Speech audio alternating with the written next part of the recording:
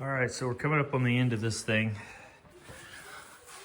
You can see here we've got it all epoxy primed. Everything's been seam sealed. Every nook and cranny's been seam sealed all the way underneath. Put steel braided lines on it because the lines were rusting out. We've touched every square inch of this thing. All this is all sealed up good. You remember, yeah, I can't even start to begin to tell you all the work. If you follow along, you kind of get an idea. I've repainted this twice. 10 days ago, I repainted this for the second time.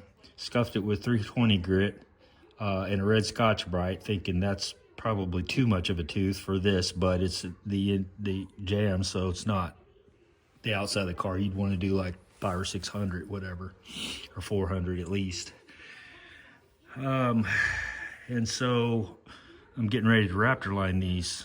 And so SPI Epoxy said, hey, because I 180 gritted, they've been sitting in epoxy for, God, I don't know, however many months. So they said re-grit it, re-prime it with one coat, wait 2 days, and then spray your Raptor liner over it. That's your best way for, the best bet for adhesion, according to them. So that's what I did, and I rolled it. That's why it doesn't look all smooth and whatever, but I rolled it on there because I didn't want to bag the whole thing up again, which is fine. You can roll it. It's not a big deal. Brush it on, roll it on, spray it on. But when I rolled it on, I went ahead and taped my paint so that I didn't get the epoxy up on the paint. It was on there for like 20 minutes. Literally, I just put one steel across there, rolled all this out, and then went and pulled it off. And I was super careful to detack it. I ran it across my shirt, made sure that it was not super tacky. It's the yellow 3M tape, which is not as tacky as the green stuff. Anyway, all that to say this. It failed again. It ripped this big chunk off, and you can see I sanded that with 320 red sky. I mean, I went over it with a fine-tooth comb. I mean, like ridiculous attention to detail. I mean, I do everything that way, but this, because it failed, I thought, shoot, I've never had any paint fail before, so I'm gonna make sure it's got a good tooth. So I DA'd it, the whole deal, went back over with Scotch-Brite. What I couldn't get there, I went by hand, the whole deal. So there's no way it wasn't toothed enough. That's what I'm trying to say. And so peeled that tape off, and it pulled that friggin' paint right off there. I called the paint place, and they have no clue. The epoxy company has no clue. Did everything right as far as I know. I just don't know if this paint, which is Valspar, doesn't want to play with this epoxy nice. The epoxy stuck fantastic. And the epoxy stuck to the Raptor liner, which makes me really happy as well, because obviously I've got, which turned out amazing. But right here you can see I left this one spot bare metal so I could put the ground on there. And I took a piece of tape and did the same thing that I did over there, because I was like, if this pulls up, I'm really gonna be pissed. Well, it doesn't. It's on there really good. So that's good. So that worked out.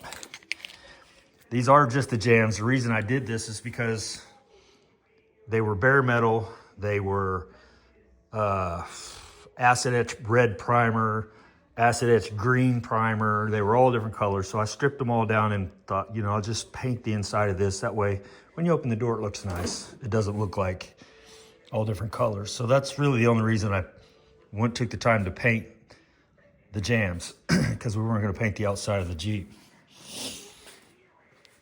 But my heart is broken over this paint failure, and I'm sure I'll learn something. I put a call into Valspar to have a rep call me back. Hopefully they will, you know how that works. To see if there's something I missed. Was there some kind of additive that should have been added to this paint to cause it to grip, you know, or whatever? I know some of them we looked up uses a stabilizer. This is not one of them, according to the guy that sold the paint. I used the reducer that they sold me. So I don't know. Like I said, at least the epoxy's sticking, so that's the thing. I'm not gonna repaint this again. I'm gonna put it back together and deliver it to her like this. That sucks, I hate it, but if she brings it back eventually someday to get it painted, we'll make sure that we use a whole different paint system. I'll probably try to go with PPG and use their whole line.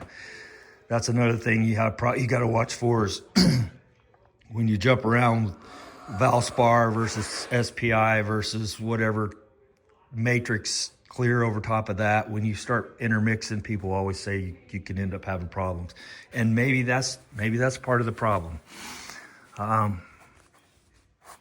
You know, so from here on out, get matrix epoxy, matrix high build primer, you know, and stick with all the same stuff that cross links together like it's supposed to. Because the best I can tell, that's just not cross linking. That paint is just literally sitting on there. And just peels right off. So, but at least it's got epoxy under it, multiple coats, so it's not gonna rust. That's the main thing. If it starts peeling off, whatever, the rest of the Jeep's peeling also, so. But having this much work in it, you know, I was trying to do a really good job. And I feel like I have. I mean, this stuff is really good.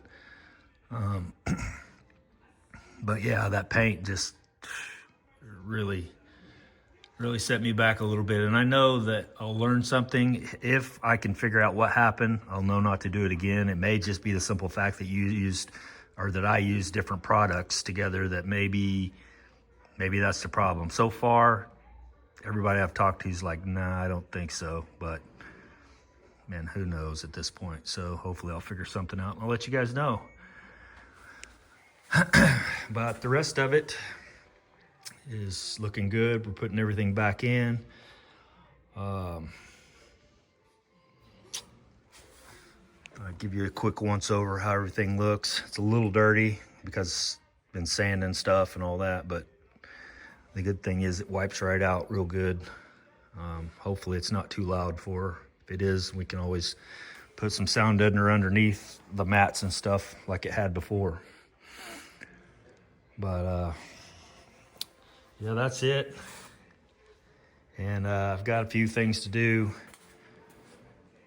I'm gonna fix this door over here.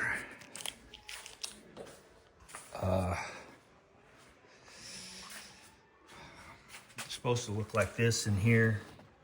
Well, these things go bad, and if you slam them, it obviously bends and crushes. Wasn't that one? Or was it? Well, that one there. So you can see the big old hole. So I'm gonna cut this out, weld a new piece back in, remake those holes, and fix that so that's not crap. Just little stuff like that I've got to do while waiting for that to cure up for another 24 hours before I can shoot the Raptor liner, which I finally got. The new Raptor came in finally. So, but yay for the Raptor sticking to the epoxy. So that's good. I would have been severely crushed had that not held up and started peeling out of there. I think I would just quit altogether. Probably sold all my shit and just said, you know what, I'm done. I can't even begin. The guys who do this know, you know how much work it is. And then you know how much work it is to have to redo something like this, to strip every single inch of paint off, sanding and all the stuff to get. I can't imagine doing a complete redo on a car that you painted because the paint failed like that. That would just be, I don't know. I don't think I'd do it, to be honest with you. I couldn't do this for a living. Hobby's fine, but man, a couple paint failures come back, you're losing your ass. Like, golly. Especially when, you know, you've charged a person 8 to 10 grand for whatever for a paint job or more. And then they take it to the car wash and shoots a big old chunk off of it. And it's not your fault because the shit didn't cross-link like it's supposed to or whatever. And I don't know. Anyway, that's, woo.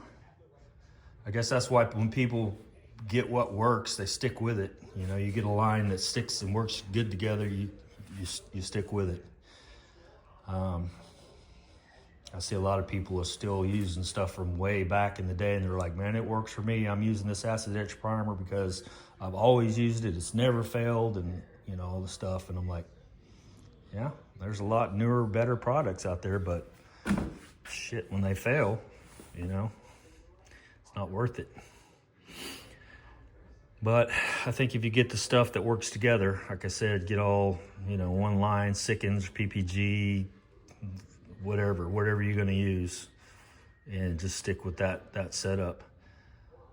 But these were just jams, so I was just gonna throw some stuff in there real quick, and I figured I've never heard anything not stick to the SPI epoxy, or at least as far as all the forums go. Never had any of that happen, so don't know.